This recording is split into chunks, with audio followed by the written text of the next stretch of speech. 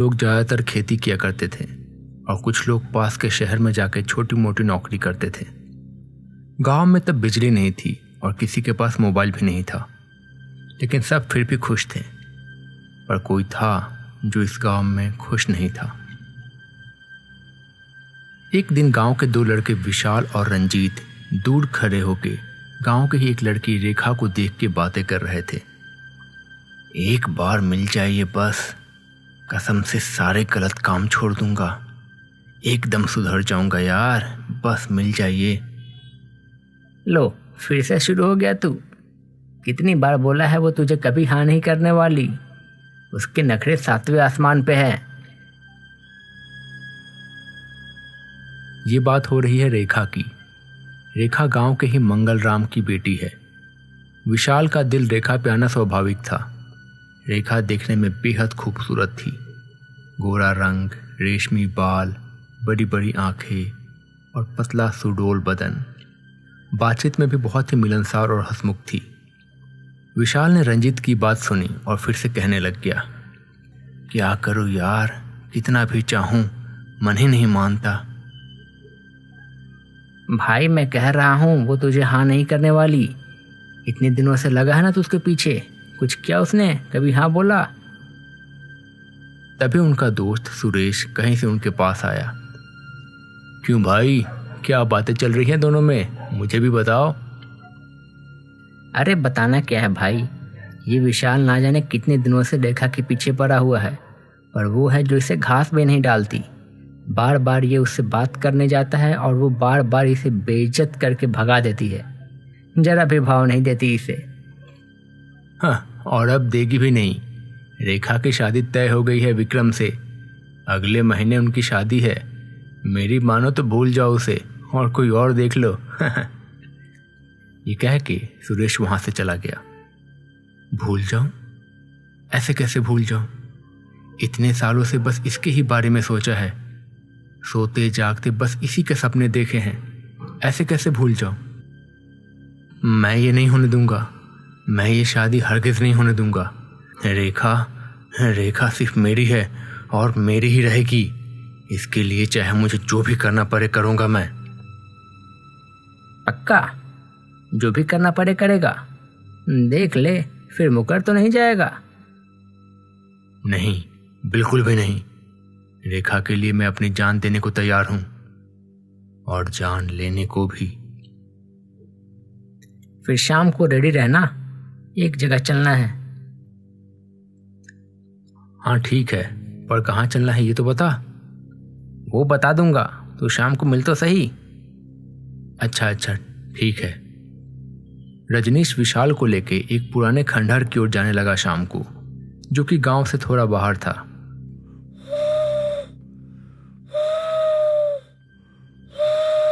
ये खंडहर बेहद डरावना लग रहा था। पेड़ों से घिरा हुआ और बहुत सारे चमगादड़।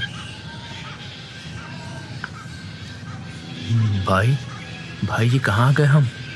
ये जगह तो बहुत खतरनाक लग रही है। अरे घबरा मत, ये बड़े पहुंचे हुए बाबा है यहाँ पे। ये कोई ना कोई उपाय निकाल देंगे तेरे लिए।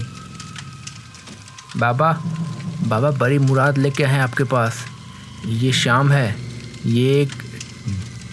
बस कुछ बोलने की ज़रूरत नहीं है। मैं जानता हूँ तू क्या चाहता है। सवाल ये है कि वो पाने के लिए तू क्या क्या कर सकता है, और उससे भी बड़ा सवाल ये है कि क्या ये करना इतना ज़रूरी है? क्या तुझे वो इतनी पसंद है? बाबा मैं कुछ भी करने को तैयार हूँ। आप बस ये बताओ कि क्या करना है। मेरे लिए मेरी वो जान है, जान से भी ज़्यादा ज़रूरी है मेरे लिए। मुझे पता था तू नहीं मानेगा, तो ये ले, मैंने इस पे मंत्र पढ़ दिया है। जाके ये चुनरी और सिंदूर काले जंगल में बरगद के पेड़ के नीचे रखा। पर ध्यान रहे, 12 बजे से पहले करना ये सब, वरना उसकी बात चटकिन शिकार पे निकलती है, और अगर तेरा सामना हो गया उससे तो उसका सबसे पहला शिकार तू ही बनेगा। पर बाबा, इस चुनरी और सिंदूर से क्या होगा? जितना बोला है उतना कर। उस चटकिन को इस चुंदरी और सिंदूर की गंध मिलेगी तो वो उस लड़की के प्यार को अपना शिकार बना लेगी और तेरा रास्ता साफ हो जाएगा। पर याद रहे, 12 बजे से पहले रख के निकल आना ये सब। ठीक है बाबा, हम ऐसा ही करेंगे। इसके बाद विशाल और रजनीश उसी जंगल में चुंदरी और सिंदूर लेके चले गए। धीरे धीरे वो जंगल के बहुत अंदर पहुंच गए। अंदर बहुत ही अंधेरा था और अजीब अजीब तरह की आवाज़ें सुनाई दे रही थी। उन दोनों को बहुत डर लगने लगा था। कितना वक्त हो रहा है घड़ी में? जल्दी जल्दी चलो, 11 बज चुके हैं। मुझे तो बहुत डर लग रहा है, कहीं कहीं उससे सामना ना हो जाए, ना जाने कब कहाँ से आ जाए। अरे अरे घबराओ मत, बाबा ने कहा था ना वो रात के 12 बजे के बाद ही बाहर निकलती है। अभी तो बस 11 बजे है ना। हाँ, पर डर लग रहा है मुझे। जल्दी से ये चुनरी और सिंदूर रख के निकल जाते हैं। तभी जंगल में किसी के हंसने की आवाज आने लगी और फिर किसी के रोने की, खिसकने की, फिर इधर उधर दौड़ने की। ऐसा लग रहा था जैसे कोई परछाई बहुत तेजी से जंगल के पेड़ों में एक पेड़ से दूसरे पेड़ की ओर जा रही है और पेड़ों के पीछे से छुप छुप के इन्हें देख रही है। रोने की और हंसने की आवाज और जोर जोर से आने लगी। अरे अरे ये क्या है? क्या ये वही है? हाँ जरूर ये वही है, ये वही है। पर अभी कैसे? ये नहीं हो सकता। अभी तो 10 मिनट ही हुए हैं हमें चलते चलते। इतनी जल्दी 11 से 12 कैसे बज गए? क्या वक्त हो रहा है? 11 बजे हैं। पर ये कैसे हो सकता है? ये अभी भी 11 कैसे बजे हैं? हे भगवान, भाई घड़ी तो बंद पड़ चुकी है।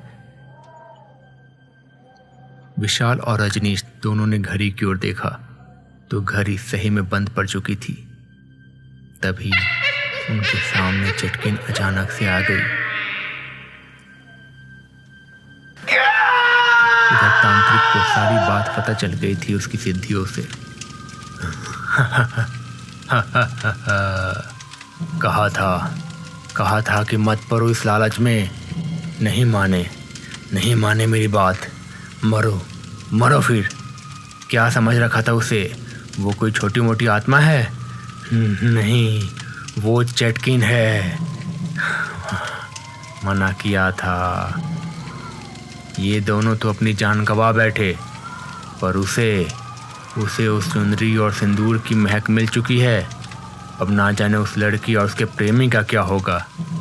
नहीं बचेंगे, वो भी नहीं बचेंगे। चटकिन को चुंदरी और सिंदूर मिल चुका था। उसने वो सूंघ के अपना अगला शिकार चुन लिया था। इधर विक्रम के घर में अचानक से उसकी तबीयत खराब होने लगी। विक्रम के माँ बाप बहुत परेशान थे।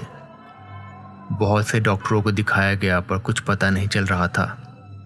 विक्रम का शरीर दिन पे दिन पतला और पीला होते जा रहा था। रेखा से भी विक्रम की ये हालत नहीं देखी जा रही थी। अगर यही हाल चलता रहा तो कुछ ही दिनों में विक्रम मौत के घाट उतरने वाला था। एक दिन रात को विक्रम की माँ को नींद नहीं आ रही थी। वो विक्रम की हालत सोच सोच के परेशान थी। उन्होंने सोचा कि जाकर एक बार विक्रम को देख आती हूँ। वो विक्रम के दरवाजे के पास पहुंची ही थी कि दरवाजे के अंदर का दृश्य देख के जैसे उसके होश उड़ गए। उन्होंने दरवाजे से देखा कि विक्रम बिस्तर पे सोया हुआ था और उसके सिर के ऊपर दोनों पैर रख के एक काली परछाई बैठी हुई है। एकदम काली, पैरों में नाखून बड़े बड़े और रूखा सा सड़ा हुआ बदन। वो हाथों से विक्रम के गाल सहला रही थी। विक्रम की माँ चिल्लाते हुए अंदर आई। वो परछाई एक भयंकर आवाज के साथ खिड़की से बाहर की ओर भाग गई। अगले दिन विक्रम की माँ ने सारी बात अपने पति को बताई। विक्रम के पिता ये सब जान के बहुत घबरा गए। वो गांव के एक ओझा के पास पहुंचे। उन्होंने ओझा को सब कुछ बताया। वो ओझा विक्रम के घर आया। उसने विक्रम के हाथ को पकड़ा और कुछ मंत्र पढ़ने लगा। इस पे चेटकिन का साया है। किसी तरह उसको इसकी बू मिल गई है। वो जब तक इसका सारा खून पी नहीं जाती वो चैन से नहीं बैठेगी। विक्रम के पापा बहुत घबरा गए ये बात सुन के। उन्होंने ओझा से पूछा कि कोई तो उपाय होगा, कोई तो रास्ता होगा विक्रम को बचाने का। ओझा ने थोड़ी देर सोचा और फिर कहा, रास्ता है और एक ही रास्ता है। उस चेटकिन को मुक्ति देनी होगी, पर उसके लिए पता करना होगा कि वो कौन है और उसका ये हाल कैसा हुआ। तभी जाके उसको मुक्त किया जा सकता है और उसके मुक्त होने के बाद ही विक्रम की जान बच सकती है। विक्रम के पिता ने ओझा की बात सुनी और सोच में पड़ गया कि चेटकिन कौन है और कैसे मुक्ति दी जाए। इसे पता कैसे चलेगा कि वो कौन है। वो गांव में घूम घूम के पता करने लगा, लोगों से, बड़े बुजुर्गों से, सबसे पूछा उसने, पर किसी को भी उसके बारे में कुछ खास पता नहीं था। अंत में थक हार के और निराश होके वो घर लौट रहा था। तभी रास्ते में उसे एक बूढ़ा मिला। वो बूढ़ा गांव का ही था, पर लगभग पागल सा हो गया था। बूढ़े ने विक्रम के पिता से कहा, मैं बताता हूँ वो चेटकिन कौन है और कैसे बनी वो आज से 20 साल पहले एक हंसती खेलती लड़की थी, बेहद खूबसूरत। उसका नाम था विद्या। विद्या पड़ोस के गांव के विशाल से प्यार करती थी। दोनों एक दूसरे को बहुत चाहते थे, पर दोनों एक दूसरे को हमेशा छुप छुप के मिला करते थे। उन्हें पता था कि गांव वालों को अगर ये बात पता चल गई तो अंजाम बहुत बुरा होगा, पर फिर भी वो लोग ये खतरा उठाने को तैयार थे। कुछ दिनों तक ऐसे ही चलता रहा। फिर वो हुआ जो नहीं होना चाहिए था। विद्या विशाल के बच्चे की मां बनने वाली थी। उसने विशाल को ये सब बताया। विशाल बहुत खुश हुआ, पर उन्हें पता था कि उनके घर वाले उनकी शादी के लिए नहीं मानेंगे और वो लोग किसी भी कीमत पे एक दूसरे से अलग होने के लिए तैयार नहीं थे। उन्होंने बहुत सोचा और तय किया कि अमावस्या की रात को जब सब सो जाएंगे तब वो लोग गांव के बाहर एक आम के पेड़ के नीचे मिलेंगे और रात के ही अंधेरे में गांव को छोड़ के भाग जाएंगे। आखिरकार अमावस्या की रात आ गई। गांव के लोग रात 8-9 बजे तक खाना खा के सोने चले गए। रात एकदम शांत हो गई। चारों तरफ घना अंधेरा और सन्नाटा।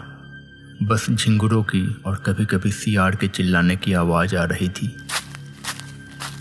विद्या रात में छुप के सबकी नजरें बचा के अपने घर से बाहर निकल आई। छुपते छुपाते वो आम के पेड़ के नीचे पहुंची जहां विशाल ने उसे मिलने के लिए बुलाया था। अपने साथ वो सिंदूर और चुनरी और ऐसा ही कुछ सामान लेके आई थी। वो लोग वहीं पास के मंदिर में उसी रात शादी करके दूर निकल जाना चाहते थे। विद्या वहां पहले पहुंच गई और विशाल का इंतजार करने लगी। आधे घंटे तक कोई नहीं आया। अब विद्या को थोड़ी घबराहट होने लगी और थोड़ा डर भी लगने लगा। तभी किसी ने पीछे से उसके सर पे जोर से मारा और वो वहीं बेहोश हो गई। अगले दिन उसका सिर्फ धड़ लोगों को उसी पेड़ के पास बरामद हुआ।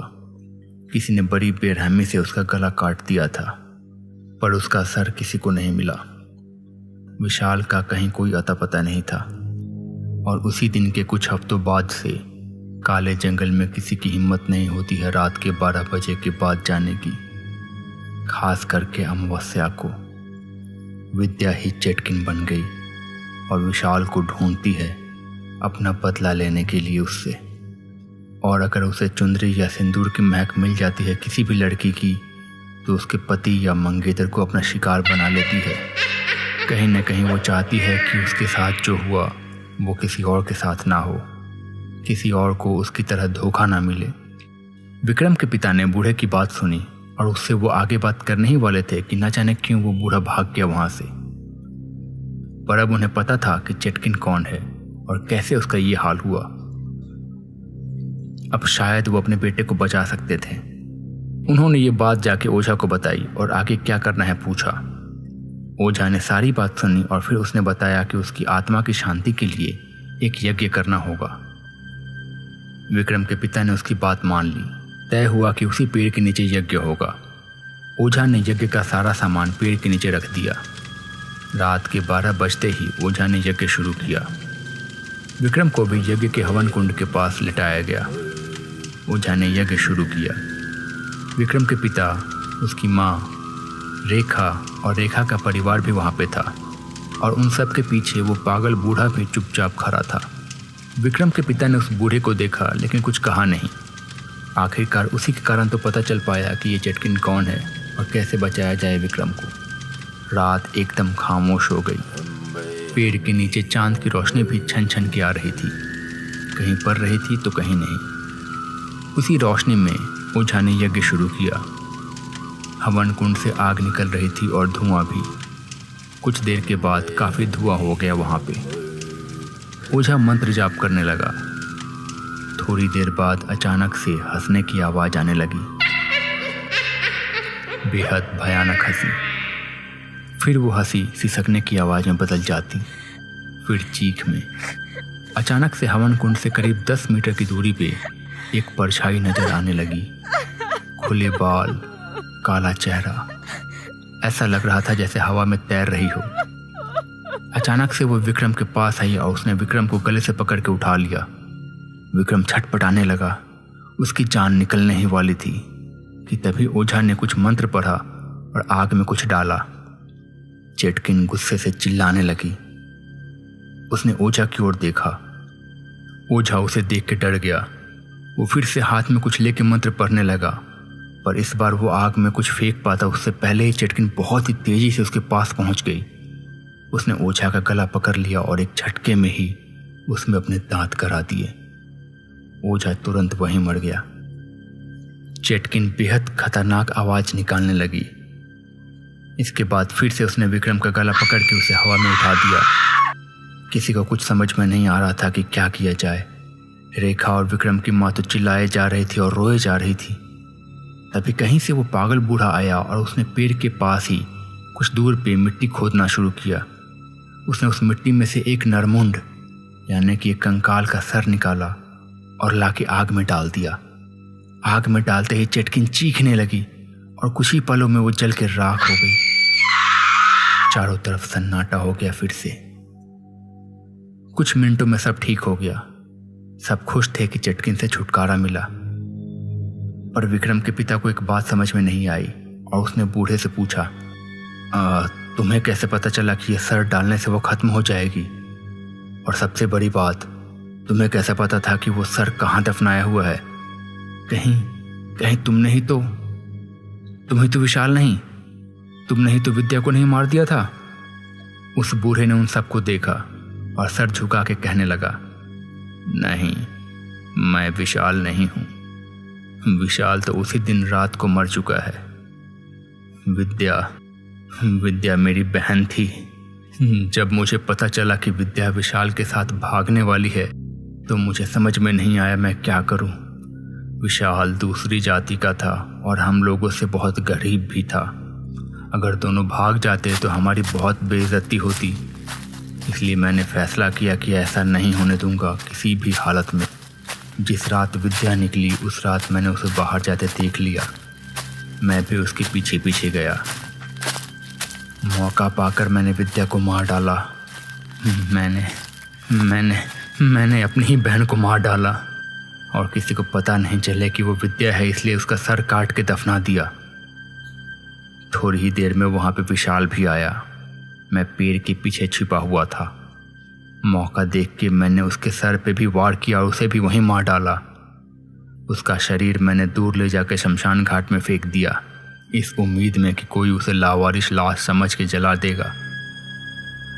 पर अपनी ही बहन को अपने ही हाथों से मारने का पाप मैं बर्दाश्त नहीं कर सका। हर दिन घुट घुट के जीता हूँ। आज तुम लोगों की मदद करके मैं बस अपना बोझ हल्का करना चाह रहा हूँ। बूढ़ा ये कह ही रहा था कि अचानक से उसके पीछे से एक परछाई उभरती हुई नजर आई। ये परछाई किसी लड़के का प्रेत था। जैसे ही बूढ़े ने पीछे देखा, वो प्रेत उस पर झपट पड़ा और घसीट के जंगल के अंदर लेके चला गया। जंगल में एक जोरदार चीख सुनाई थी और फिर सब फिर से खामोश हो गया। विक्रम अब ठीक हो गया था। उन्हें समझ में नहीं आया कि बूढ़े के साथ क्या हुआ, पर किसी की हिम्मत नहीं हुई कि पता कर सके। अगले दिन जंगल से एक लाश बूढ़े की बरामद हुई। बूढ़े का अंतिम संस्कार किया गया। विक्रम अब पूरी तरह से ठीक हो चुका था। रेखा और विक्रम की शादी हो गई। लड़के का प्रेत शायद विशाल का था, या शायद नहीं। तो दोस्तों, कैसी लगी आपको ये कहानी? अगर आपको ये कहानी पसंद आई है तो प्लीज़ इसे लाइक करें और अपने दोस्तों के साथ प्लीज़ शेयर करें। और अगर अभी तक आपने इस चैनल को सब्सक्राइब नहीं किया है तो प्लीज़ इसे सब्सक्राइब कर लें। मैं मिलता हूँ बहुत जल्द अगली कहानी के साथ। तब तक के लिए बाय बाय। अपना ख्याल रखें।